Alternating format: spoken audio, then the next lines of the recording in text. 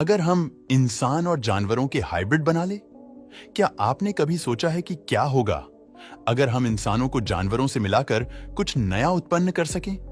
अगर आप अपने जीन्स को दुनिया के किसी भी जानवर के साथ कंबाइन कर सकते, तो आप किस जानवर को चुनते? क्या आप एक भेड़िए जैसी ताकत पसंद करते, एक बिल्ली जैसी फुर्ती या एक चिड़िया जैसे पंख? दोस्तों, सच कहूं तो यह सिर्फ एक साइंटिफिक फिक्शन है, लेकिन अगर हम इसे हकीकत में लाएं तो कुछ समस्याएं हो सकती हैं। पहली समस्या है संवेदनशीलता। जानवरों की संवेदनशीलता अलग होती है, जो कि मानव से भिन्न होती है।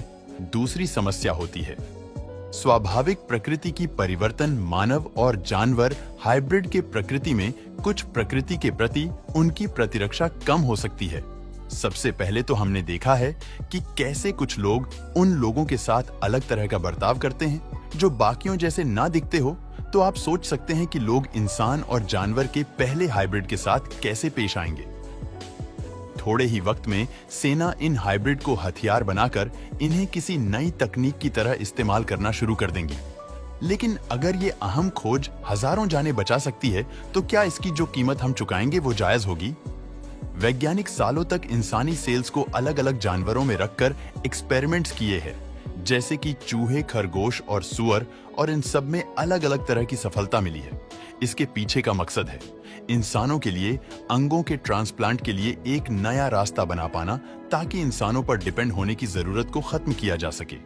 इसके पीछे का आइडिया ये है कि जानवर अपने अंदर मौजूद इंसानी सेल्स की मदद से सुरक्षित रूप से इंसानी अंगों को अपने अंदर बढ़ने दे सके, यानी जिस अंग की जरूरत हो वो अंग बनाया जा सके और उस अंग को निकालकर ट्रांसप्लांट किया जा सके।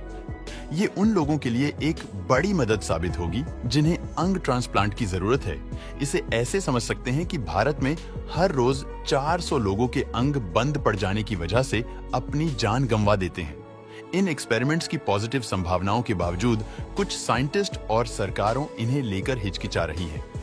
सबसे बड़ी चिंता यह ध्यान रखने की है कि कोई इंसानी सेल्स जानवर के भ्रूण के दिमाग पर असर ना करें। वो किसी भी नैतिक चिंता से बचना चाहते हैं। वो नहीं चाहते कि जानवरों के पास इंसानों जैसी चेतना हो, या वो दर्द और तकलीफ को इंसानों जैसी समझ के साथ प्रोसेस करें, और यह इससे जुड़ी इकलौती परेशानी नहीं है। अगर ये तकनीक इस पॉइंट तक आगे बढ़ जाती है कि इंसानों में जानवरों के ट्रेड्स आने लगे, तो हम एक स्पेशियस के तौर पर कुछ अजीब हालातों का सामना कर रहे होंगे। हम कैसे अलग अलग इंडस्ट्रीज जानवरों के डीएनए वाली आबादी की जरूरतें पूरी करने में दिक्कतों का सामना करेंगी। खास तौर से वो डीएनए जिससे लोग 100 साल की उम्र के बाद भी जिंदा रह सकते हो। खाने के सप्लायर, फार्मा कंपनियां और मेडिकल ट्रीटमेंट डॉक्टर्स और बीमा कंपनियां सब एक बड़े बदलाव का सामना करेंगे। इसके बाद देशों का इस आइडिया को सेना में इस्तेमाल करने का खतरा होगा। सोचिए कि पंखों के साथ सैनिक हवा में उड़ रहे हों और जमीन पर लैंड होने पर ये 100 किलोमीटर की स्पीड से दौड़ने भी लगे। तो शायद बेहतर है कि हम इस रास्ते पर बहुत ज्यादा आगे ना बढ़े।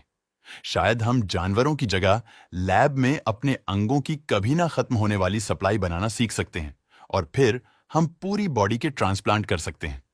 दोस्तों, वीडियो पसंद आता है तो लाइक और शेयर करें।